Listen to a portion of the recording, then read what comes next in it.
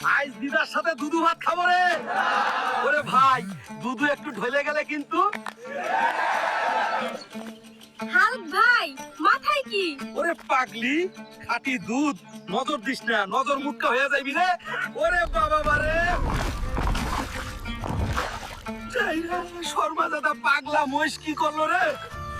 দাদিমা, মহিষগুলো রাস্তার উপর দুধের বালতি উল্টে দেন। ওরে হতচ্ছাড়া মোটা হাল্ক, তুই শুধু ছেলে মানসি করি। দিদার জন্য দুধ কই পাই রে, জীবনটাই বরবাদ। হাল্ক ভাই, কান্না বন্ধ করেন।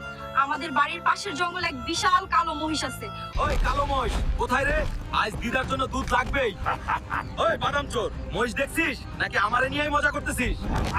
এই, ও বাদুর ভাই, জলদি চল, সেই কালো মহিষটার কাছে নিয়ে যা।